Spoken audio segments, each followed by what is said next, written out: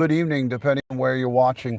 Welcome to another mobile edition of Crime Time with DutyRon. If you're not yet subscribed, please consider hitting the subscribe button and hit that notification bell so you'll get all things DutyRon and Ed Wallace when we go live or upload a video. Today I wanted to talk to you about Thomas Valva, the father of Thomas Valva. His trial is set for today. The opening statements came in, and before I get into opening statements, I just want to say a special thank you to the Patreon supporters, the channel members, and everyone who positively engages in this community. You guys are what makes it a great place, and I appreciate it. Hi, Tara. Good to see you. I don't expect a big crowd here today because this is a case that a lot of people don't know about. Gerda, good to see you. Hi, Kath.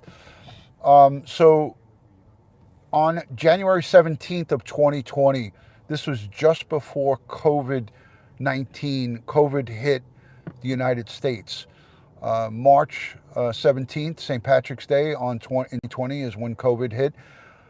But January 17th of 2020, little baby Thomas Valva, who was the smallest victim of such a heinous crime committed onto him by his father and his stepmother, succumbed to 19-degree Fahrenheit temperatures. They were left in an unheated garage, him and his brother, Anthony, left in his garage and suffered from hypothermia and succumbed from his injuries from being exposed to the cold by the people who are supposed to be protecting him, his parents.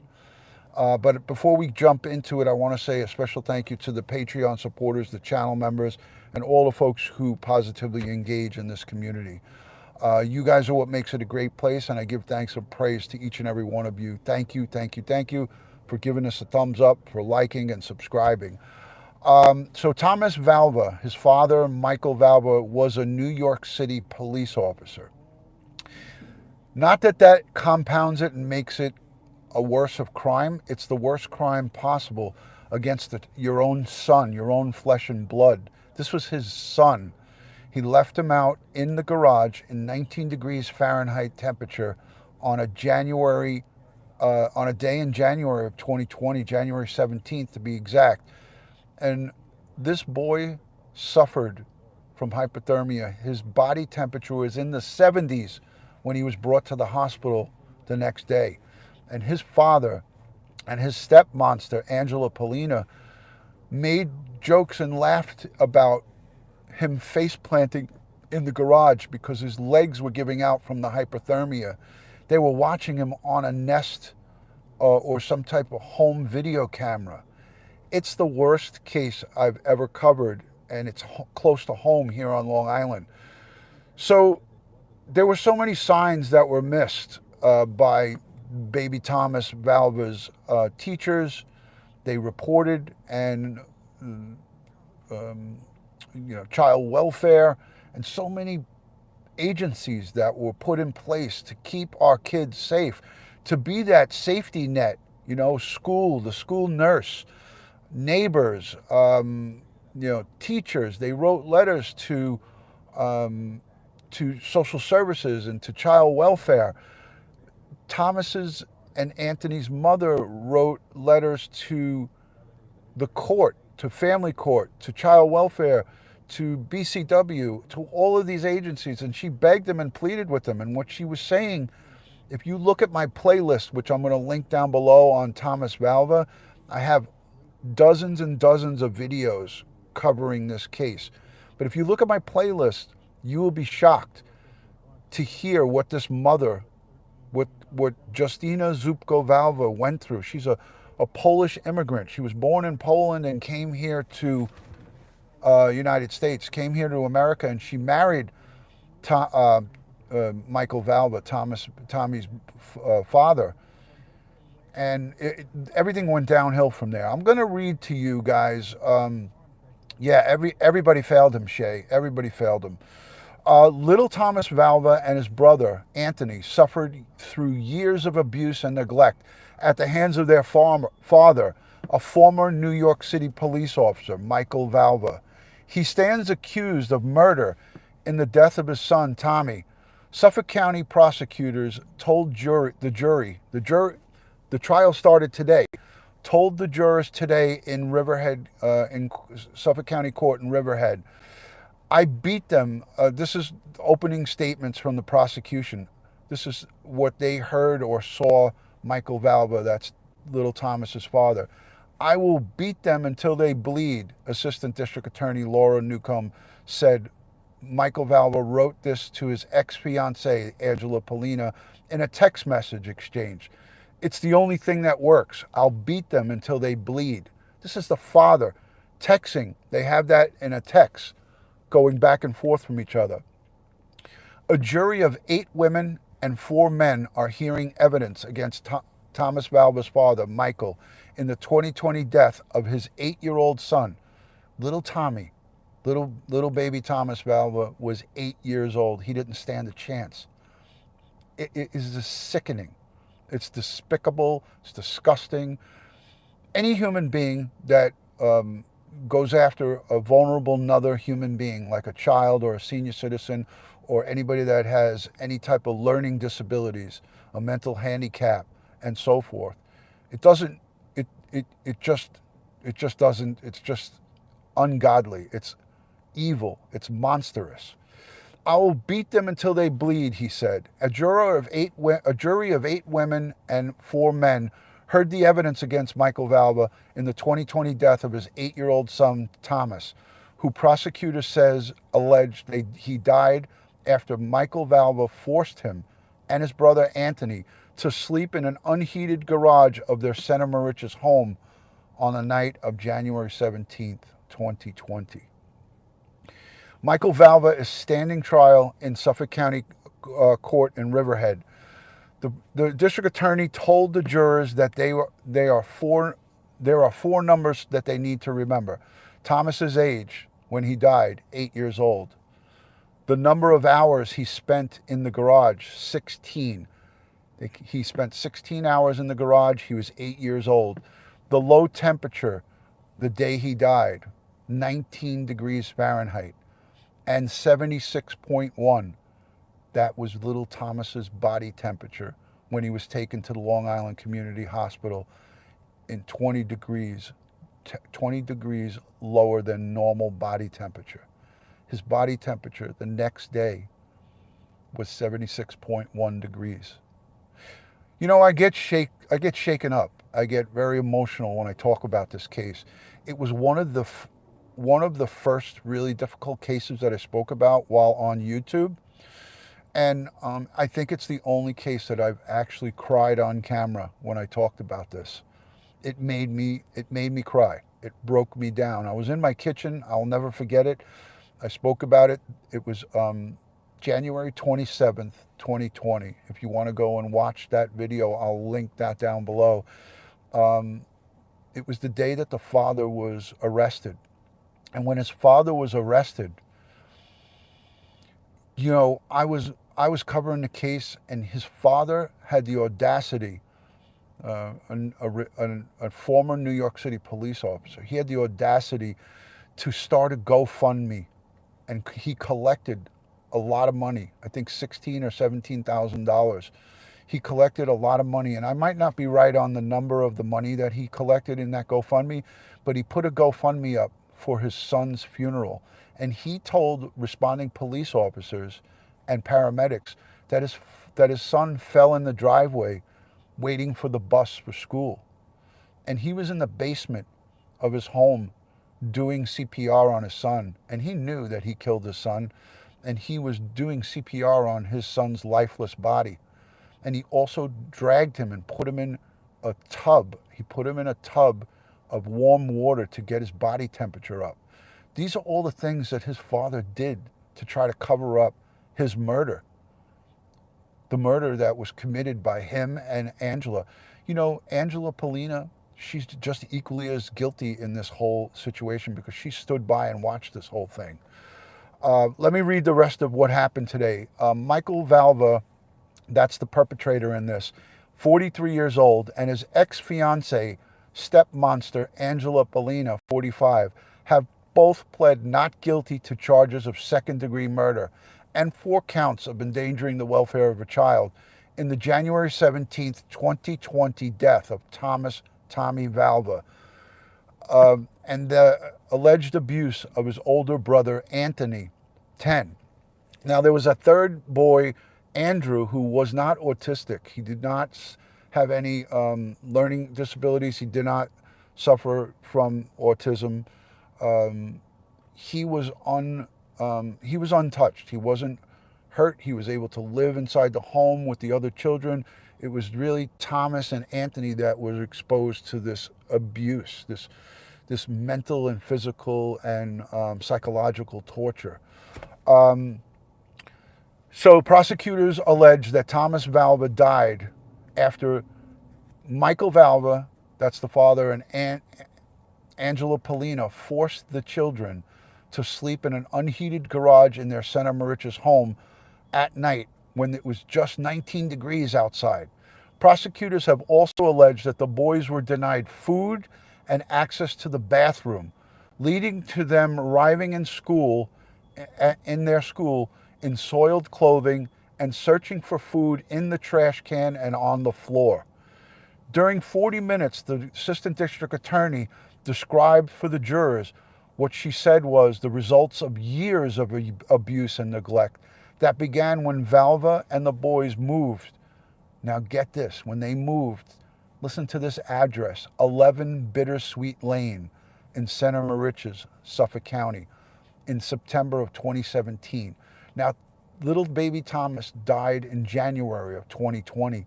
He was being abused in that home and being subjected to sleeping in the garage since 2017. That's 2017, 2018, 2019, 2020. 4 goddamn years of abuse. These children, both Thomas and Anthony, were losing weight instead of gaining weight every year. And the school nurse were the only ones that took note of it. The school nurse, they took note of it and they made reports to child welfare, and child welfare did nothing. It's sickening. It's disgusting. It's disgraceful. The people who brushed this case off, and all of the people in the courts and the judges and everybody involved in this thing, they need to be held accountable for this atrocity that was committed against these boys. They need to be held accountable for their lack of taking action. Shame on them. Shame on them. Okay, so Thomas and his older brother Anthony, both diagnosed as autistic, had been toilet trained but regressed after the move in 2017 and began to have accidents and soiling themselves. She said, the prosecution says that Valva and Polina, these are the 2 perpetrators, the dad and the step monster, forced the boys to wear pull-ups and withheld food when the children soiled themselves in their beds, the prosecutor said. Teachers at Anthony and Thomas's school would show up. They said that the boys would show up with bruises and clothes that smelled of urine. They said that their shoes were soaking wet with urine, like they were sloshing in, like if you stepped in a pond of water. If you stepped into a puddle of water, their shoes were sloshing with urine as they went into school. And they were not given enough food to eat and were frequently seen picking food from the garbage cans at school and stealing food from other kids and eating off the floor. This is a despicable and horrific crime that was committed against these kids. And I'm going to continue to cover this trial because I want to see justice served. I want them to be locked up and the key thrown away. They should never see the light of day ever. They should never be free ever again, both of them. Agreed, Lieutenant Pete. Agreed, Nikki Bella. Hi, Kath. Legal-minded friends, Karen, Miss Donna Marie, Rach. It's unbelievable. It is unbelievable. Nadia, thank you for being here. Hi, Lexi, Alicia B, Mystery Maven, AGAT, thank you. Southern Sass, Rocky Pastorino, wow. Maria Arnold, hello. Hi, Brandy. All right, so let me continue. So teachers continued to see these telltale signs and wrote several letters to child welfare in Suffolk County, and nothing happened. They did nothing. They found everything to be unfounded. How could you find everything to be unfounded when you are getting it from a teacher, writing reports that the kids are coming in soiled, in clothing soiled with urine, smelling of urine, their shoes sloshing like they walked through a puddle of water when it was urine? How do you make it unfounded? They were observed at school literally eating crumbs off the floor, the district attorney told the jury. The boys were forced to sleep on dog wee-wee pads. Let me say that again. The boys were forced at home to sleep on dog wee-wee pads on the floor of their room that they shared with their younger brother, Andrew. I talked about Andrew. He did not suffer any of these abuses because he was not being forced to sleep in a garage and was being segregated. His father was a New York City police officer. He's fired and no longer a police officer, obviously. The boys were forced to sleep on dog wee-wee pads on the floor in the room that they shared with their younger brother, Andrew, and then in a tent inside their backyard home. When the weather turned too cold, Valva and Polina forced the boys to sleep in an unheated garage, which is it's just a regular garage as we know it with no heating. Video from inside the home's Nest security system, the district attorney told the juries, will show that the boys were forced to do their homework, eat, and sleep on the garage floor with no mattress. They were denied access to any bathrooms and were forced to use the toilet outside of the home. So they were seen on camera going in and out of that unheated garage to urine and defecate outside. Sickening. And again, I'm sorry to bring this to you guys, but I have to bring it. I have to talk about this. I covered this from the beginning, and I covered it, and I'll cover it right to the end. So if you guys aren't yet sharing this video, make sure at the end of this you share it somewhere. You get the word out. We need justice for Tommy. Hashtag justice for Tommy, Tommy Valva. These cameras, through the cameras, this is the district attorney speaking. Through these cameras, you will see the abuse for yourself that these boys endured at the hands of these defendants, the mother, the stepmonster, and the father. Again, through the cameras, the jury will see for themselves with their own eyes the abuse that these boys endured at the hands of the defendants. Thomas soiled himself on the morning of his death on January 17th, 2020, after spending 16 hours in a garage with no heat, where the temperatures outside plummeted to 19 degrees Fahrenheit. The prosecutors say Valva ordered the boys to strip down in the backyard, where he cleaned them with freezing water from an outside spigot.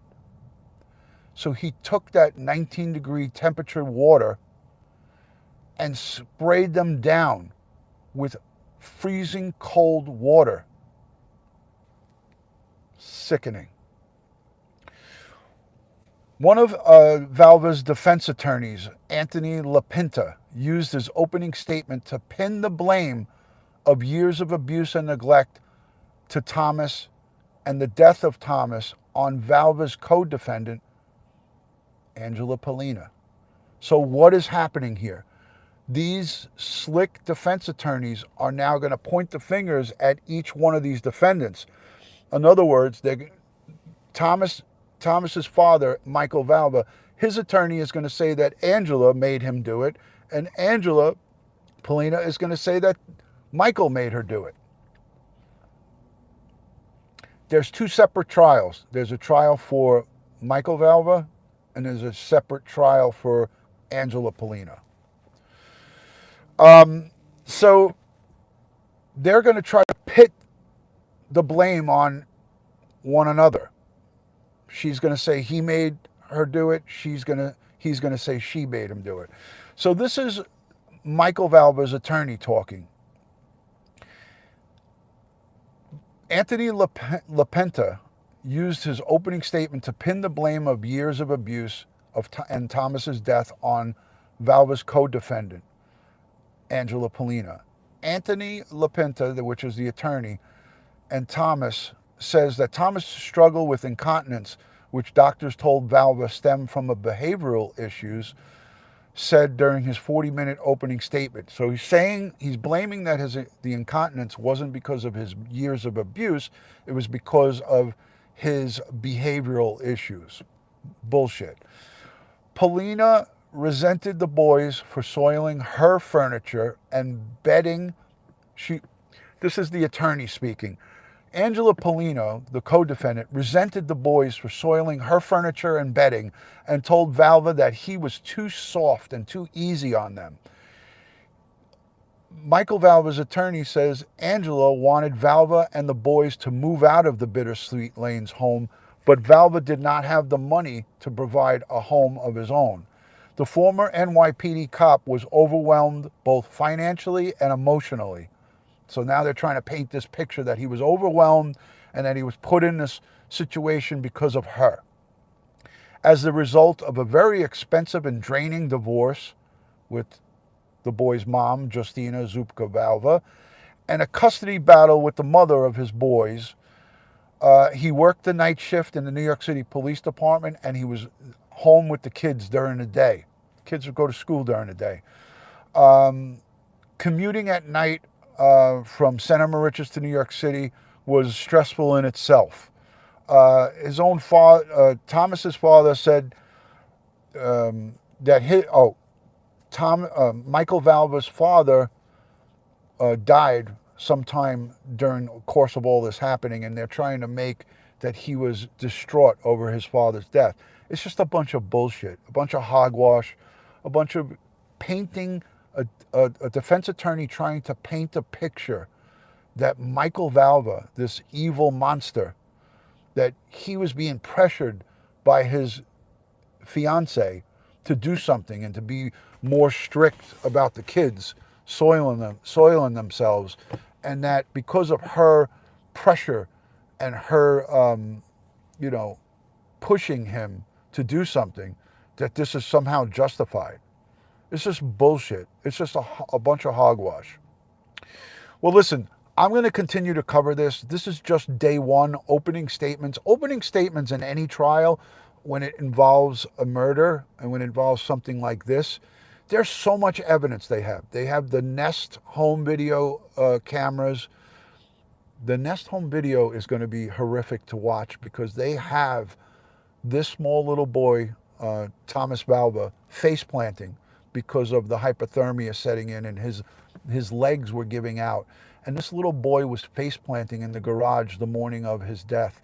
And they were both watching it, and they were both laughing and texting each other back and forth about how funny it is, and that's his problem, and that's too bad.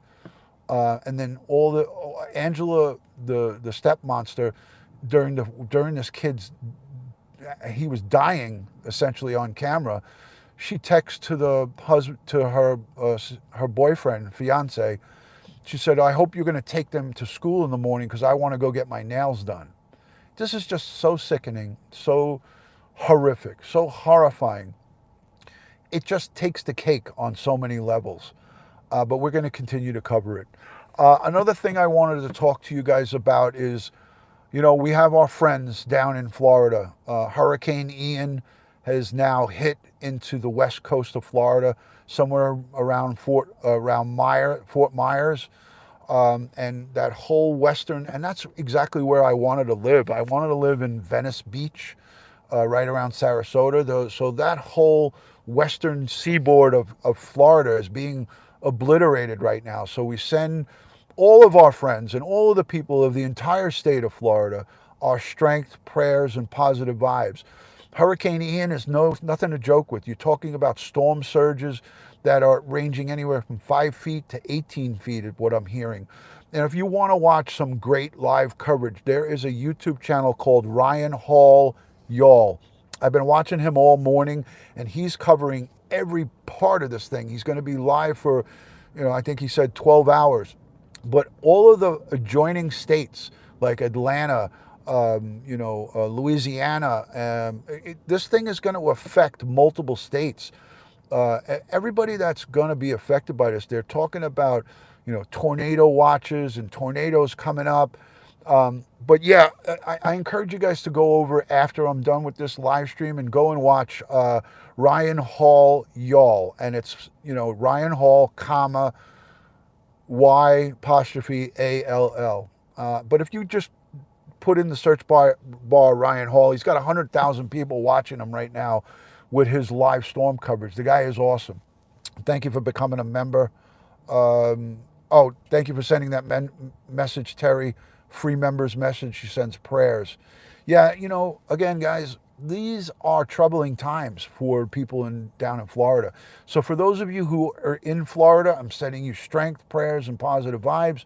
As always, we hope and pray for a good outcome, and we hope that no loss of life is suffered because of Hurricane Ian and the aftermath. And if you were told to evacuate, please, I know now it's too late, but if this thing is coming in your direction and you're being told it's best to evacuate, get out and get away from the path of this thing, because when it hits, it's already hit land. When it hits land and continues to move on, you're going to have tons of rain, tons of wind, tons of damage. Be careful, friends. I love all of my great friends in Florida. Dawn Marie, I know you live down there.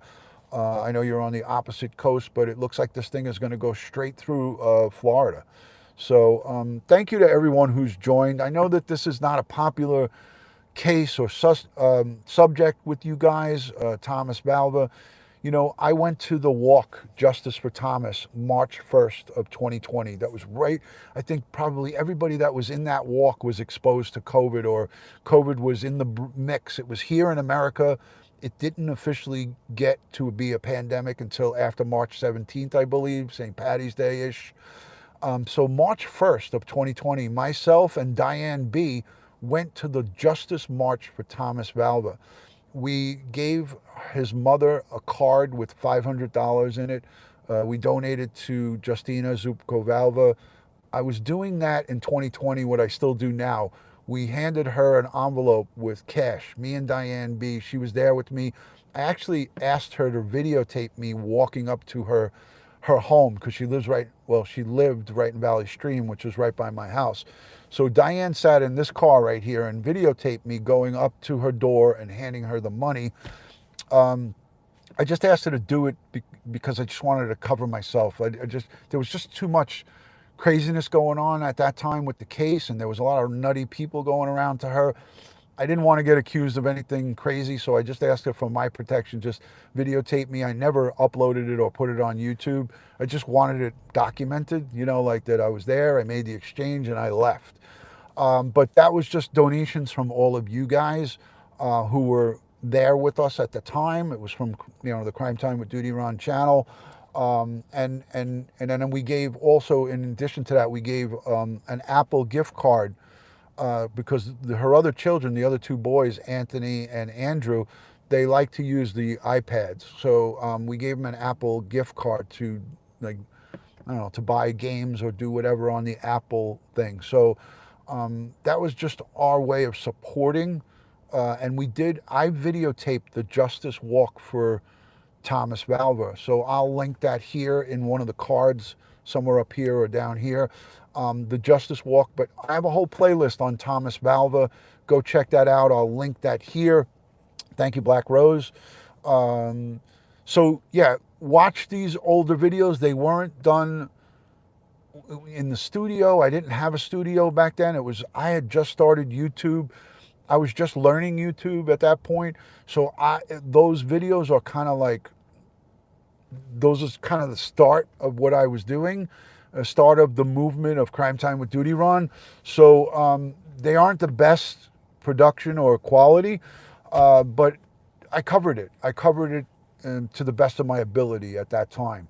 So go over and watch these things that I'll link below, and all the cards that lead to justice for Thomas. So I appreciate each and every one of you. Thank you for supporting. Thank you for super chatting. Thank you for Patreon support. Again, we're going to watch and make sure justice is served for baby Thomas and his brother Anthony and Andrew and the mom, Justina Zupko Valva. I appreciate you guys all watching. And don't forget, in a few short weeks, the trial for Orrin and Orson West, Sincere and Classic. That's going to be kicking off in October. Don't forget, we're going to cover that. We're going to cover that trial. Only one of the boys, Thomas, died. I went to the funeral as well, and I'm going to tell you this. Oh God, I can't even talk about this without getting choked up. But I went to this Thomas Valva's funeral, and I saw him in the coffin. It was an open casket, and she had him in a white suit, a beautiful white suit, and he looked like an angel in the coffin, in the casket. But Diane B., she came with me. Diane, my neighbor across the street, she came with me, and it was so hard to see that. It was so hard to see that.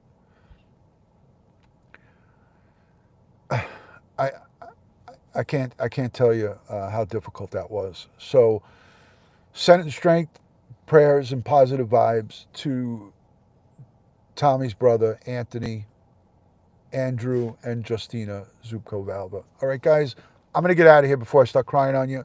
Peace and love. As I always like to end these things, God bless the world. God bless the United States of America. God bless each and every one of us here in the chat. But especially Thomas Valva. He needs us now more than ever. Him and his family. Let's send him strength. Let's make sure we see justice. Justice for Tom. Justice for Tommy. Take care, guys. Thank you for joining.